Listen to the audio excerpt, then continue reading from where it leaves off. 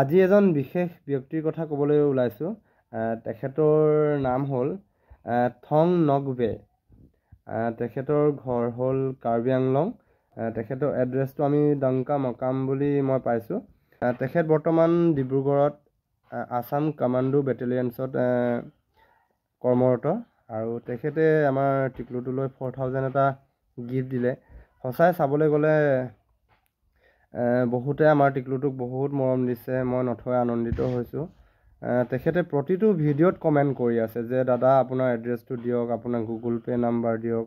আচলতে কি হয়, মই কমেণ্টৰ ৰিপ্লাই প্ৰায় নিদিওঁ বুলি আপোনালোকে গম পায়।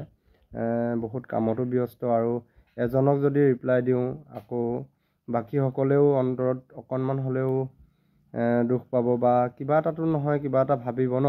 সেইবাবে মই ৰিপ্লাই দিব নোৱাৰোঁ। আচলতে বহুত কমেণ্ট আহে, প্ৰতিটো কমেণ্টৰ ৰিপ্লাই দিয়াটো পচিবল নহয় আৰু সেইবাবে ভাবিলোঁ ৰিপ্লাইটো নিদিওঁ। এজনক গৈনো কেনেকৈ ৰিপ্লাই দিওঁ। আকৌ তেখেতে মেছেঞ্জাৰত গৈ ইনবক্স কৰিছে।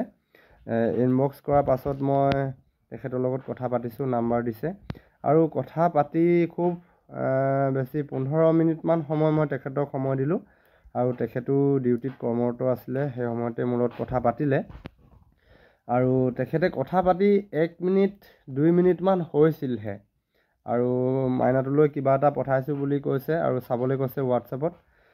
সঁচাই তাৰমানে 4000 এটা আহি সোমাই আছে। মই কি বুলিনো ক'ম, ভাষা নাই ক'বলৈ। ইমান মৰম দিছে আপোনালোকে প্ৰত্যেকজন ব্যক্তিক। যে তেখেতে মোক টকা দিছে বা গিফ্ট দিছে বুলি বাকীসকলক কোৱা নহয়।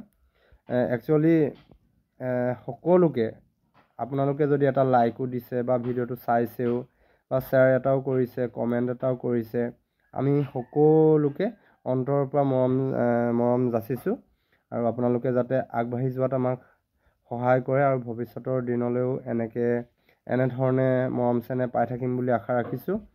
আৰু দাদাজনলৈ বহুত বহুত ধন্যবাদ। আপুনি আমাৰ টিকলুটোলৈ ইমানখিনি মৰম দিছে। বহুত বহুত ধন্যবাদ থাকিল দাদা। আপোনাকনো কি বুলি মই ধন্যবাদ জনাম ভাবিয়ে তাৰমানে অপাৰ হৈ গৈছোঁ, একো ভাষাহীন হৈ গৈছোঁ। আপোনালোকে যে ইমান মৰম আমাৰ টিকলুটোক দিছে, যিবোৰ কথা কেতিয়াও আমি ভবা নাছিলোঁ যে এনেধৰণৰ আমি কিছুমান মৰম পাম আৰু আজি পাবলৈ সক্ষম হৈছোঁ আপোনালোকৰ আশীৰ্বাদত। আৰু আপোনালোকে যে ইমান মৰম চেনেহ দিছে, নথৈ আনন্দিত হৈছোঁ আৰু নকৈ নোৱাৰিছোঁ। যোনেই যি নিদিয়ক আচলতে, লাগিলে সৰু কিবা এটাই দিয়ক, তথাপিতো মোৰ মনে তাৰমানে ক'লেহে যেন কিবা এটা ভাল লাগিব, ঠিক তেনেধৰণৰ কিছুমান মোৰ ফিলিং হয়। আৰু সেইবাবে আজি সেই থং নগবে দাদাজনৰ বাবে আজি এই ভিডিঅ'টো প্ৰস্তুত কৰিলোঁ আৰু দাদাজনক বহুত বহুত ধন্যবাদ। আৰু আপোনাৰ দেউতাৰ প্ৰেছাৰ ষ্ট্ৰক হৈছিলে বুলি কৈছিলে, পেৰালাইচিছ হৈছে বুলি কৈছিলে। আপোনালোকে 3জন ককাই ভাই মিলি পেলাই খুব সুন্দৰকৈ দেউতাক ভাল কৰিবলৈ সক্ষম হৈছে বুলি কৈছে। খুব ভাল লাগিছে শুনি।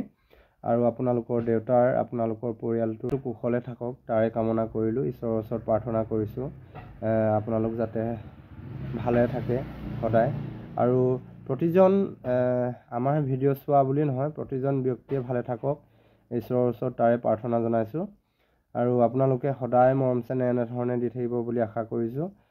যেন টকা পইচাই নহয়, গিফ্ট নহয়, অকল গিফ্ট আৰু টকা পইচাই সকলো নহয়, তথাপিও আপোনালোকে প্ৰতিজন ব্যক্তি যিখিনি আমাক মৰম চেনেহ দিছে, ভিডিঅ' চাই হওক বা কমেণ্টেই হওক, লাইকেই হওক, শ্বেয়াৰেই হওক, আপোনালোকে যথেষ্টখিনি দিছে, যিখিনি আমি কেতিয়াও পূৰ্বতে ভবা নাছিলোঁ।